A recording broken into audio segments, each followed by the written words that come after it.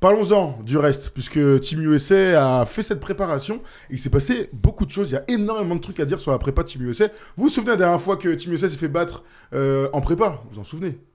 En prépa? En prépa. Australie. Avant Tokyo, ce qui a été un raz-de-marée incroyable. On s'est dit, attends, ça fait 20 ans qu'ils avaient parlé, peut-être 15 ans plutôt qu'ils n'avaient pas perdu en prépa, etc. Et les Australiens avaient réussi à le faire. Bon, il n'y a pas eu de défaite, mais il y a eu 6 matchs et c'était chaud, les gars.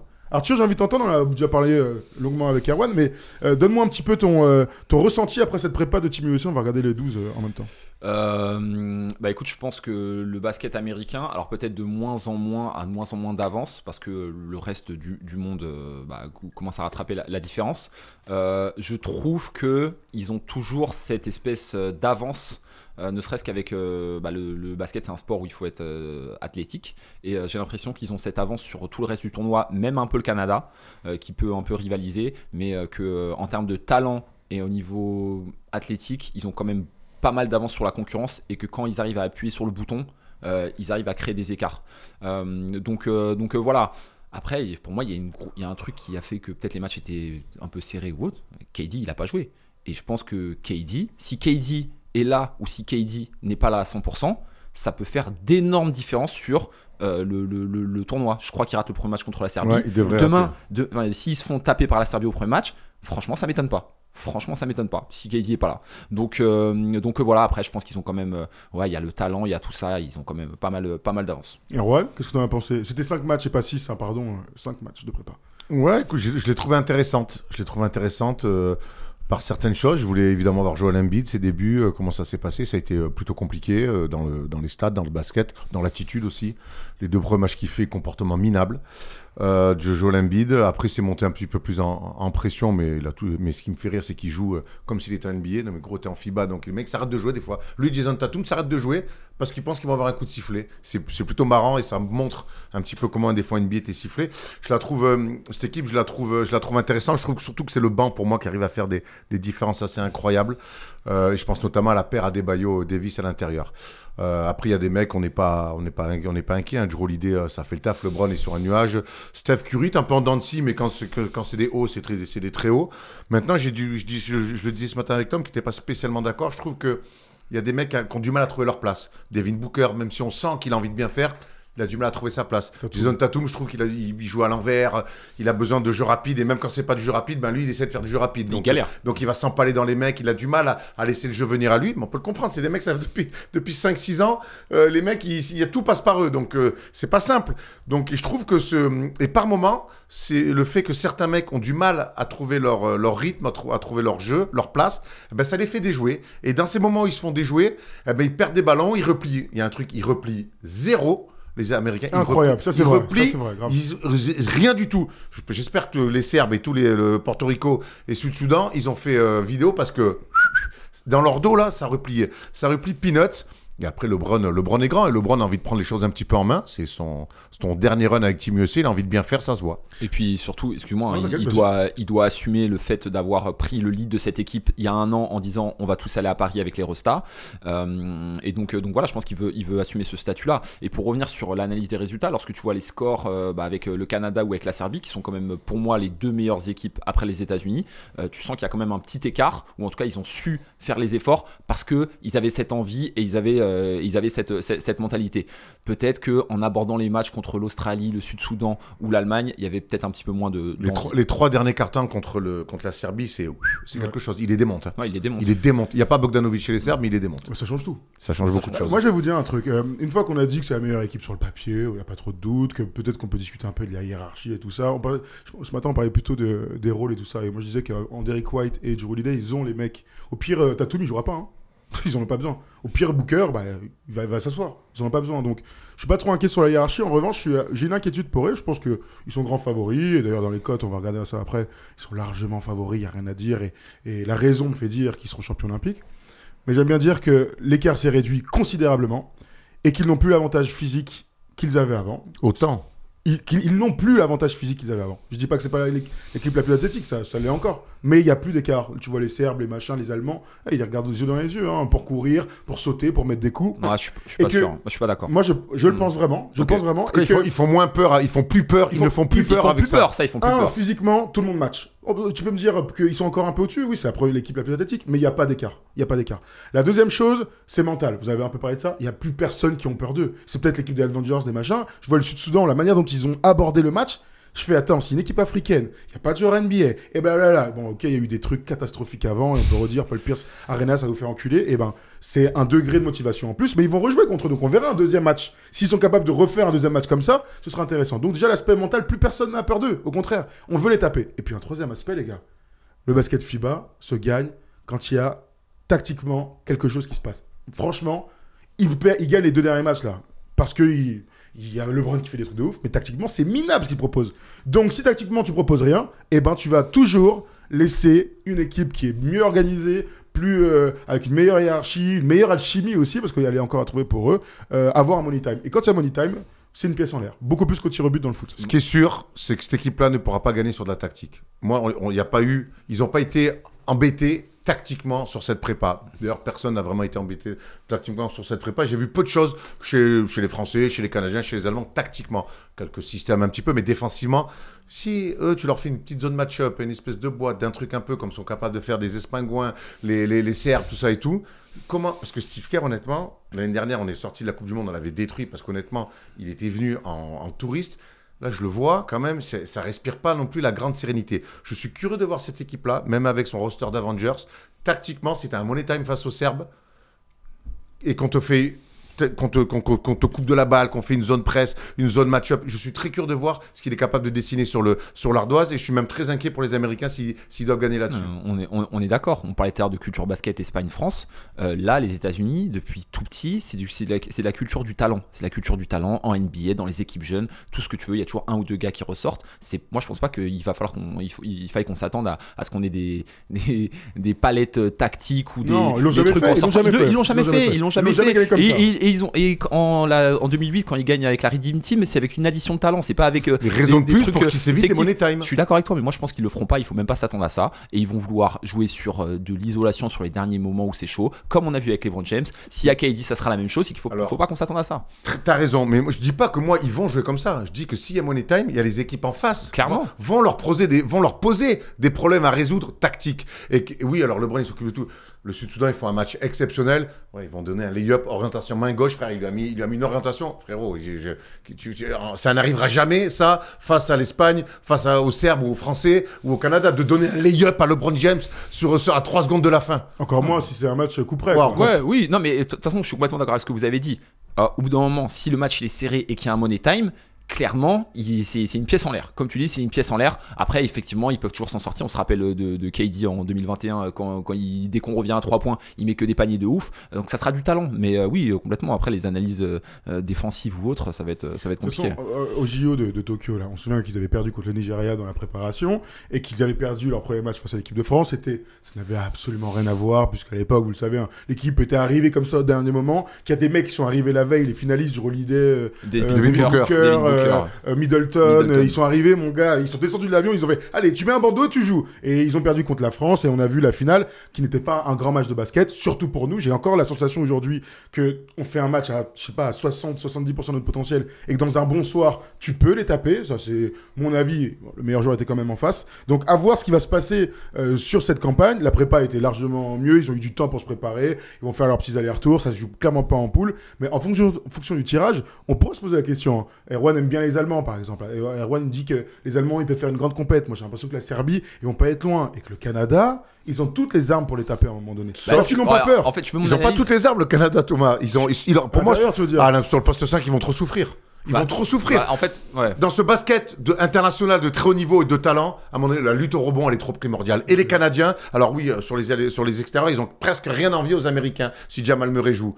Mais la lutte, la bagarre à l'intérieur, c'est ce truc qui, à la 39e, 38e, tu fais « Oh, vas-y, je le lâche un peu. » Et là, t'as Anthony Davis, t'as Victor Wembanyama, t'as Mo Wagner, t'as Voigtman, t'as Theis. Les Canadiens, ils ont pas ces mecs-là.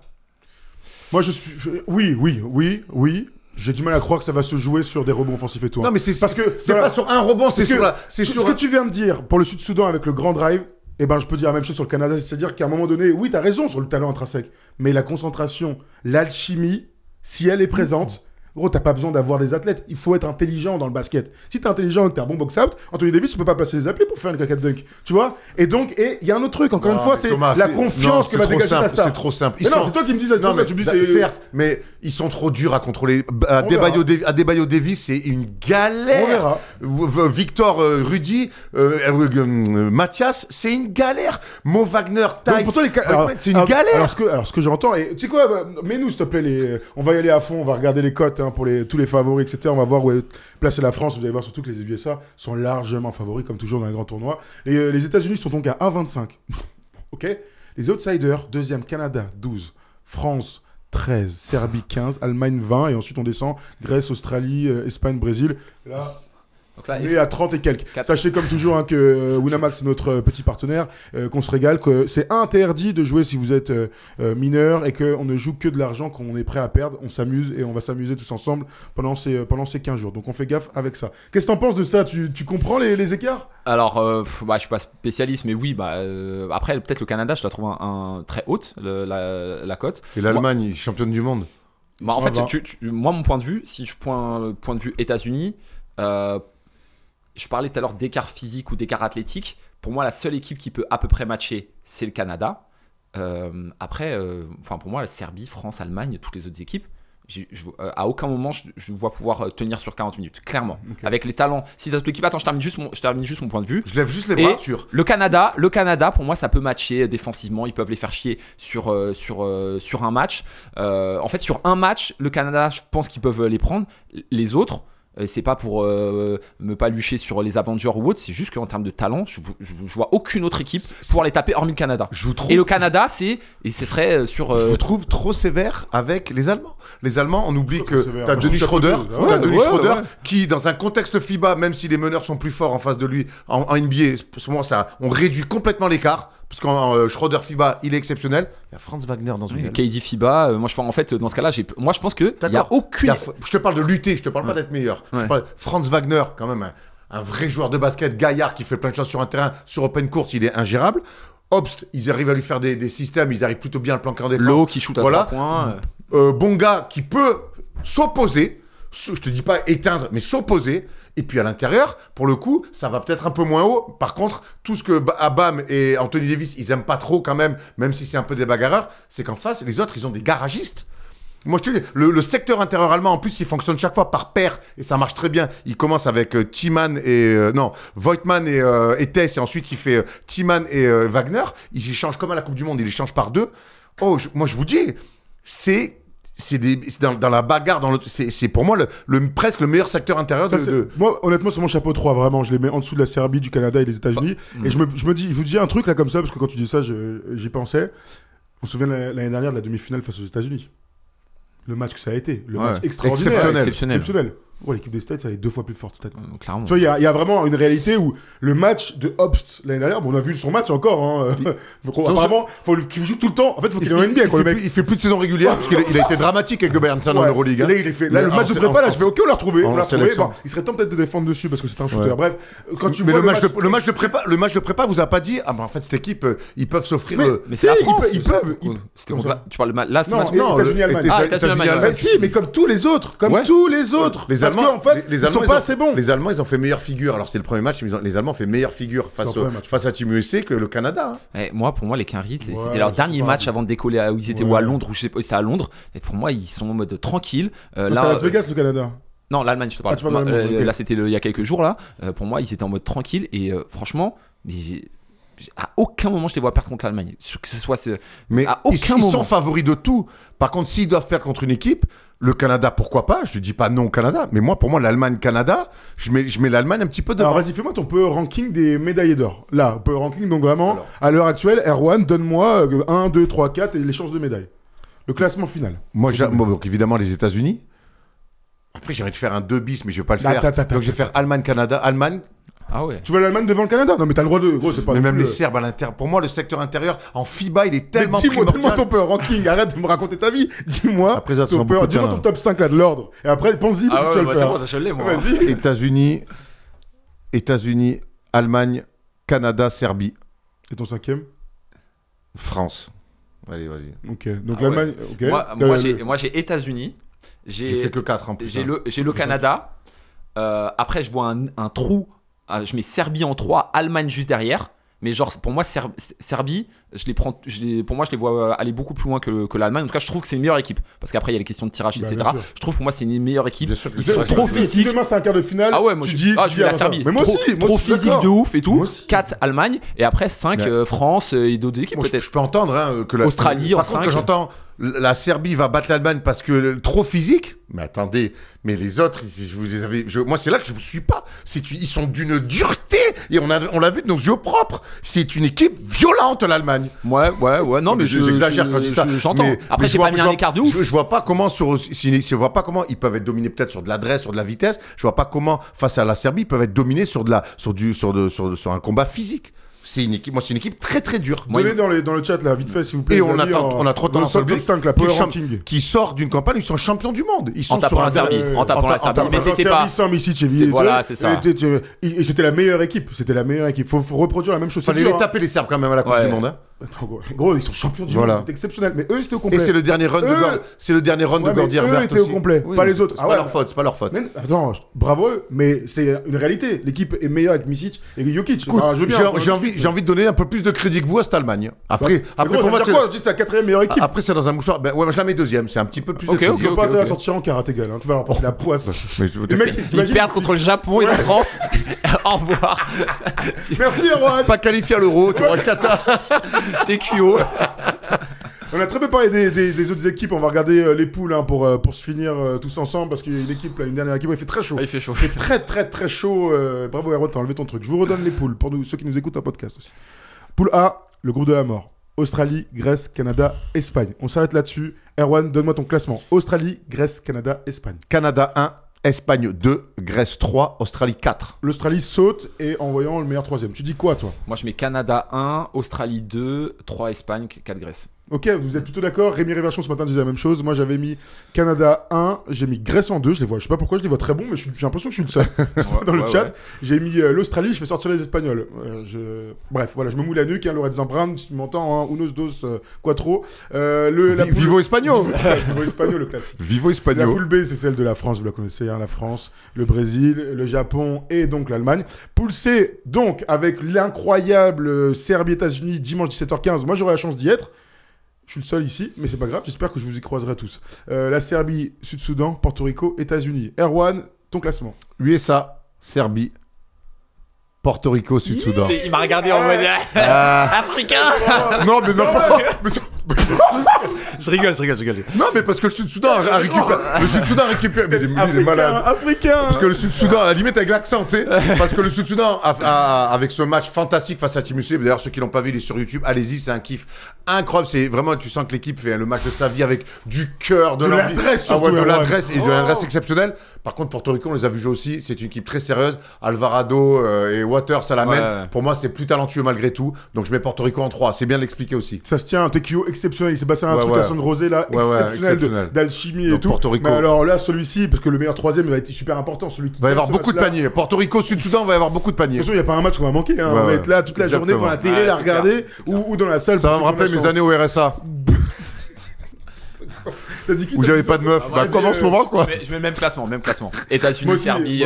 Mais elle a raison, c'est-à-dire que si il y a un changement Sud-Soudan et Porto Rico, personne n'est est surpris, quoi. À un moment donné, ils sont tellement proches. Après, comme je disais, KD il est off sur un match. T'y crois? J'y crois pas, mais bon, ça serait pas non Ils plus ont failli le faire en tout cas en prépa. Ils ont failli le faire en prépa. Bon, voilà pour cette incroyable affaire des Jeux Olympiques. Ça, c'est le programme des 2 premiers jours. Super, merci les gars. On va commencer à 11h parce que les premiers matchs sont à 11h avec un Australie-Espagne. Ça commence fort.